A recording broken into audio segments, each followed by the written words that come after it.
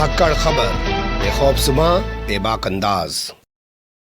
धाकड़ खबर के news room से मैं आपके साथ हूं अकरम रईस खान। एक बड़ी खबर आप लोगों के सामने से आज गुजरी होगी। ब्रेकिंग न्यूज वाले स्टाइल में भोंपू मीडिया और उसके दलाल चाटुकार दंगाई पत्रकारों ने पूरे दिन इस खबर को चलाया है और उसमें बताया है कि कलकत्ता हाईकोर्ट ने बंगाल में चुनाव बाद हुई हिंसा की जांच सीबीआई को सौंप दी है और ये ममता बनर्जी के लिए एक तगड़ा झटका है। इस तरीके से वो तमाम चीज़ें बता रहा है, लेकिन मैं कुछ चीज़ें आपके लिए अलग से निकाल के लाया हूं। जैसे कि आप धाकड़ खबर का स्टाइल भी जानते हैं, हम लोग सीबीआई के आसपास पूरी खबर को रखने की कोशिश करेंगे। खबर को 4 हिस्से में आपके सामने रखेंगे। पहले हिस्से में बात करेंगे कलकत्ता हाईकोर्ट से आए हुए आदेश को लेकर और दूसरे हिस्से में आपको बताएंगे कि किस मामले को लेकर आखिर ये आदेश आया है और तीसरे हिस्से में आपको बताएंगे कि मद्रास हाईकोर्ट ने आखिर क्या कहा है सीबीआई के बारे में और चौथे हिस्से में आपके सामने सुप्रीम कोर्ट का हाल रखेंगे, जहां पर जज कह रहे हैं कि सीबीआई जजों की भी नहीं सुनती है, उसे जजों की सुरक्षा की कोई चिंता नहीं है। आज एजेंसियां न्यायपालिका का सम्मान नहीं करती हैं। ये तमाम चीजें बारी बारी से आपके सामने रखेंगे। चलते हैं खबर के पहले हिस्से की तरफ। तो खबर के पहले हिस्से में कलकत्ता हाईकोर्ट की बात कर लेते हैं। देखिए, कलकत्ता हाईकोर्ट में 5 जजों की एक बेंच बनाई गई। ये बेंच उस वक्त बनी जब ममता बनर्जी के 2 मंत्रियों को, एक विधायक को और एक नगर निगम के पूर्व मेयर को गिरफ्तार कर लिया गया। वो आप लोग तस्वीरें जानते हैं, सीबीआई गिरफ्तार करके लेगी निज़ाम पैलेस। उसके बाद ममता बनर्जी निज़ाम पैलेस पहुँच गई। बाहर टीएमसी के कार्यकर्ता इकट्ठे हो गए। सीबीआई की अदालत ने उनको शाम तक जमानत भी दे दी, लेकिन बाद में रात में ये मामला हाईकोर्ट पहुँच गया। हाईकोर्ट ने जमानत को रद्द कर दिया 2 जजों की बेंच ने सीधे तौर पे, जबकि पहले तो सिंगल बेंच में मामला जाना चाहिए था, लेकिन डबल बेंच ने सुना और उस पे स्टे लगा दिया, यानी कि जमानत देने पे रोक लगा दी, उनको बाहर निकलने पे रोक लगा दी। इसके बाद मामला खिंचता चला गया और बाद में आगे चल के 5 जजों की एक बेंच बना दी गई। यहाँ पे एक्टिंग चीफ जस्टिस है राजेश बिंदल, यानी कि कार्यवाहक मुख्य न्यायाधीश है। यहाँ अभी तक फुल फ्लैज चीफ जस्टिस किसी को नहीं बनाया गया, तो उन्हीं की बेंच ने आज ये फैसला सुनाया। फैसला सुनाते उन्होंने कहा कि बंगाल में चुनाव के बाद हुई हिंसा की जांच सीबीआई करेगी।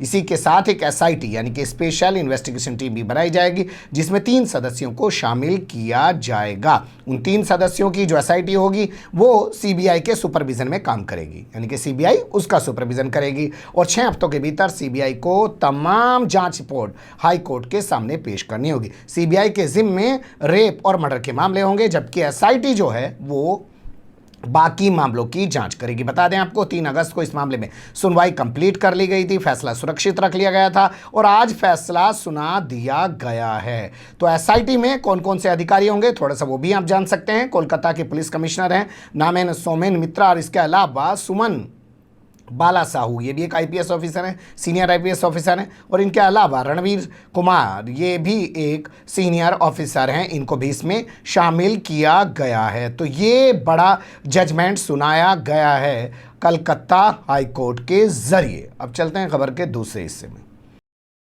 लेकिन हाईकोर्ट ने पिटिशनर की उस मांग को सिरे से खारिज कर दिया जिसमें कहा गया था कि जांच सीबीआई से कराई जाए और उसके बाद सुनवाई जो है वो होनी चाहिए बंगाल के बाद, यानी किसी दूसरे राज्य में। लेकिन इसको ऐसे भी समझा जा सकता है कि अभी जांच जो है सीबीआई को सौंपी गई है, 6 हफ्ते में उसे अपनी जांच रिपोर्ट दाखिल करनी है। हो सकता है सीबीआई की जांच रिपोर्ट दाखिल होने के बाद जब मुकदमे चलेंगे अदालतों के अंदर, तो उस वक्त हाईकोर्ट कोई ऐसा आदेश दे दे कि इन मामलों की जांच बंगाल के बाहर किसी राज्य से राज्य के किसी और कोर्ट में कराई जा सकती है। जैसा आपने गुजरात में देखा, नरेंद्र मोदी के दौर में उनके सीएम रहते हुए तमाम मुकदमों की जांच कभी जो है दिल्ली में हो रही है, कोई महाराष्ट्र में हो रही है, तो ठीक उसी तरीके से यहाँ पे भी कोई जजमेंट सामने आ सकता है। शायद उसको अभी बाकी रख लिया गया, क्योंकि अगर पहले से ही ऐसा जजमेंट दे दिया जाता तो हो सकता है न्यायपालिका पे कुछ सवाल खड़े हो जाते। देखिए, मामला अगर आपको समझना है तो आपको चलना पड़ेगा मार्च 2021 में। मार्च 2021 के आखिर में बंगाल में चुनाव का डंका बज जाता है, चुनाव शुरू हो जाते हैं और अप्रैल के आखिर तक ये चुनाव होते हैं। आपको पता है 2 मई को चुनावी नतीजा है। तो जब अप्रैल के आखिर में चुनाव चल रहे थे तो उसी दौरान हिंसा हुई। खासकर हिंसा जब देखने को मिली जब 2 मई को चुनावी नतीजा है, उसके बाद हिंसा देखने को मिली। इस पूरे मामले को लेकर बीजेपी वालों को कहना है कि टीएमसी ने सुनियोजित ढंग से बहुत ही प्लान वे में इन सब वारदातों को अंजाम दिया है। रेप किया है, मर्डर किए हैं और बहुत सारे लोग असम में पनाह लेने चले गए, दूसरे राज्यों में भाग गए, अपने घरों को छोड़ के उन्हें भागना पड़ा। ये तमाम तरीके के आरोप बीजेपी वाले लगाते हैं, जबकि टीएमसी यानी कि ममता बनर्जी कहती है हमारे हाथ में तो सत्ता नहीं थी, चुनाव आयोग के हाथ में सत्ता थी, कानून व्यवस्था उसी की जिम्मेदारी थी, जब से हम लोग सत्ता में आए क्या तब से ऐसी कोई वारदात हुई है, उसकी ये दलील है। लेकिन मामला पहले आपस में खींचतान में चलता रहा, फिर हाईकोर्ट पहुंच गया और हाईकोर्ट में जो 5 जजों की बेंच थी उसमें इसने एक मानवाधिकार राष्ट्रीय मानवाधिकार आयोग की एक कमेटी बना दी। उस कमेटी ने अपनी रिपोर्ट दाखिल की। रिपोर्ट दाखिल करते हुए उसने टीएमसी के कई नेताओं और मंत्रियों को आरोपी बनाया और साथ में कहा कि बंगाल में कानून का शासन नहीं है, बंगाल में कानून का शासन नहीं है, बंगाल में शासक का कानून चल रहा है। टिप्पणी को लेकर भी काफ़ी हंगामा हुआ था, लेकिन उसी पर सुनवाई कंप्लीट हो गई 3 अगस्त को और अब उस पर अदालत ने अपना फैसला सुना दिया। यानी कि खबर के दूसरे हिस्से में आप ये जान चुके होंगे कि ये प्रकरण आखिर है क्या। अब चलते हैं खबर के तीसरे हिस्से की तरफ, जान लेते हैं कि जिस सीबीआई पे इतना भरोसा जताया जा रहा है कि हर मामले की जांच उसी को देने की कोशिश की जा रही है, मद्रास हाईकोर्ट ने उसको लेके क्या कहा है। तो मद्रास हाईकोर्ट ने कहा है कि तोते के पिंजरे को आज़ाद करने की ज़रूरत है और उसको संसद के प्रति जवाबदेह बनाने की ज़रूरत है। तोते का पिंजरा कहा है सीबीआई को, बहुत बड़ी टिप्पणी है और ये वही मद्रास हाईकोर्ट है। आपको ध्यान देना पड़ेगा, जब एक पिटीशन यहाँ पे दाखिल की गई और कहा गया कि चुनाव आयोग ने तमाम एहतियात नहीं बरती जिसके चलते कोरोना फैल गया, तो मद्रास हाईकोर्ट ने कहा कि क्यों ना चुनाव आयोग के खिलाफ हत्या का केस दर्ज किया जाना चाहिए लापरवाही बरतने पर। यानी कि मद्रास हाईकोर्ट अपने आदेश जो वर्तमान समय में आ रहे हैं उनको देने के लिए भविष्य में ज़रूर जाना जाएगा। और इतिहास में याद किया जाएगा कि एक बेंच ऐसी थी जो मद्रास हाईकोर्ट की जो बहुत ही दमदार तरीके से फैसले दिया करती थी। वैसे आप पूरे कोरोना पीरियड को उठा के देखेंगे तो आपको लगेगा कि हाई कोर्ट ज़्यादा अच्छे फैसले दे रहे हैं मुकाबिल सुप्रीम कोर्ट के। तो क्या कहा है वो एक एक चीज़ देख लीजिए। तो मद्रास हाईकोर्ट ने कहा है कि पिंजरे में बंद सीबीआई को और ज़्यादा स्वायत्तता देने की ज़रूरत है, यानी कि और ज़्यादा उसे आज़ाद करने की ज़रूरत है, क्योंकि विपक्ष के लोग कह रहे हैं, विपक्ष की पार्टियां कह रही हैं कि केंद्र शासित भाजपा के हाथों में खेल रही है सीबीआई कठपुतली की तरह और वो उसका इस्तेमाल कर रही है, जहां वो कहती है वहां पे वो एक्शन लेती है। यह आदेश देते हुए हाईकोर्ट ने केंद्र सरकार को कहा कि जिस तरह से सीएजी, आप जानते हैं ना सीएजी की एक रिपोर्ट आती है, जिस तरह से सीएजी जो है पूरी तरह आज़ाद है, स्वायत्त एक संस्था है और वो संसद के प्रति जवाबदेह है, उसकी तमाम रिपोर्ट आती है वो संसद के पटल पर रखी जाती है। इसी तरीके से सीबीआई को भी आज़ाद यानी कि स्वायत्त संस्था बनाने की ज़रूरत है और संसद के प्रति, ना कि सरकार के प्रति, संसद के प्रति जवाबदेह बनाने की ज़रूरत है। ये आदेश देते हुए पिंजरे में बंद तोते का हवाला देते हुए सीबीआई के बारे में मद्रास हाईकोर्ट ने कही और ऐसा करने के लिए सरकार को अगर अलग से कोई अधिनियम बनाना पड़े, कोई नियमावली तैयार करनी पड़े तो उसको करना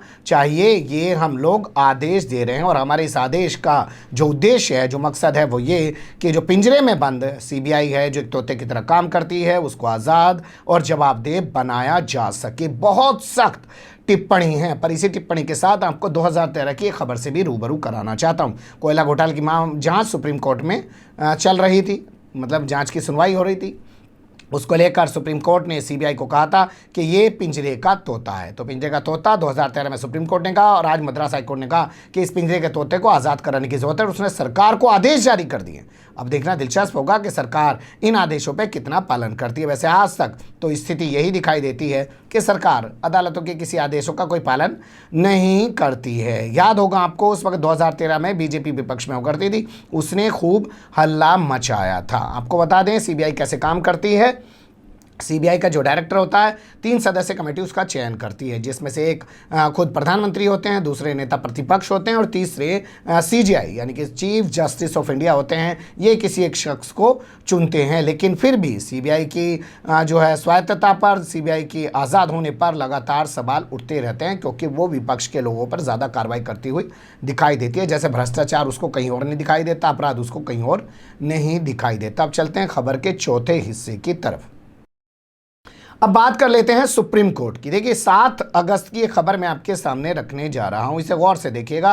तमाम अखबारों में ये छपी है, आप इसे गूगल करके निकाल सकते हैं। सुप्रीम कोर्ट ने बहुत बड़ी टिप्पणी की है सीबीआई पे, लेकिन वही कहावत है हमारे यहाँ पश्चिम उत्तर प्रदेश में कि जिसकी उतर गिल हुई उसका क्या करेगा कोई। शर्म नहीं बची है, चाहे अधिकारी हों चाहे सत्ता में बैठे लोग हों। बेगैरती आ गई है, बेहयाई आ गई है, तो किसी का कुछ बनता नहीं है। जजों को मिल रही धमकियों पर सीबीआई नहीं देती है ध्यान, नहीं करती है कार्रवाई, ना ही जजों की करती है ऐसे मामलों में मदद। लगातार शिकायत करने के बाद भी सीबीआई कोई कार्रवाई नहीं करती है। ये हम नहीं कह रहे हैं, ये chief justice of India N V. Ramana, उनके साथ जस्टिस इंद्रजीत कह रहे हैं, उनके साथ जस्टिस सूर्यकांत कह रहे हैं।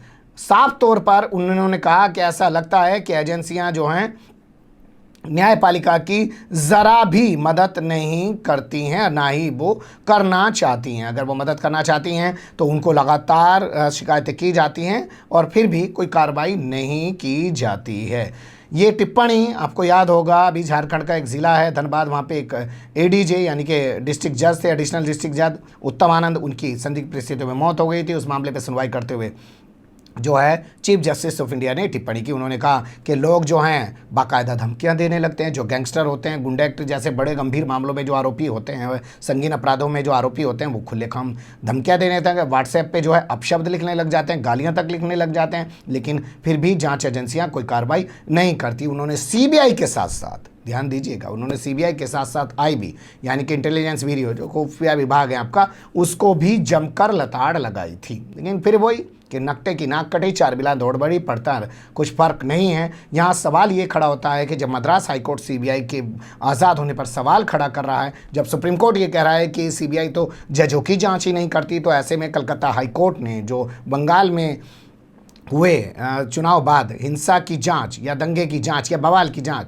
सीबीआई को सौंप दिए, क्या उस पर सवाल नहीं उठना चाहिए? और क्या ममता बनर्जी इस फैसले को सुप्रीम कोर्ट में चुनौती देंगी या चुनौती देके वो खुद और ही फंस जाएंगी? ये भी काफ़ी दिलचस्प होने जा रहा है। और दूसरा ये, अब सीबीआई जो आज़ाद नहीं है, जब वो बंगाल दंगों की जांच करेगी, बवाल की जांच करेगी, तो क्या उसमें जानबूझकर ममता बनर्जी को निशाना बनाया जाएगा? क्योंकि हमने देखा राष्ट्रीय मानवाधिकार आयोग की टीम ने किस तरीके से कहा कि बंगाल में शासक का कानून चलता है, कानून का शासन नहीं चलता। ये एक्स्ट्रा टिप्पणियाँ होती हैं। आप अपनी जाँच रिपोर्ट दाखिल कीजिए ना जी, आप एक अधिकारी हैं, जांच करिए, अपनी रिपोर्ट दाखिल कर दी। ये टीका टिप्पणी करना, आप समीक्षक तो हैं नहीं, आप विश्लेषक तो हैं नहीं, आप तो एक विवेचक हैं। विवेचना करिए कि साहब ये सबूत मिले, ये आरोप हैं, लेकिन टिप्पणी करना ये साफ दिखाता है कि ममता बनर्जी को टारगेट किया जा रहा है। अब देखना दिलचस्प होगा कि सीबीआई इस मामले में क्या भूमिका निभाती है और ममता बनर्जी इस फैसले को लेकर किस तरीके की जो है प्रतिक्रिया देती हैं, वो हमारे पास नहीं है। आप बने रहिएगा धाकड़ खबर के साथ। फिलहाल कमेंट्स के रूप में आप लोग अपनी राय दे सकते हैं, खबर को लाइक कर सकते हैं, चैनल को सब्सक्राइब कर सकते हैं और ज़्यादा से ज़्यादा हमारी खबरों को शेयर कर सकते हैं। फिर ऐसे ही सुलगते हुए या उलझते मुद्दे लेकर मैं आपके सामने हूँगा हाजिर। फिलहाल मुझे अभी दें इजाज़त।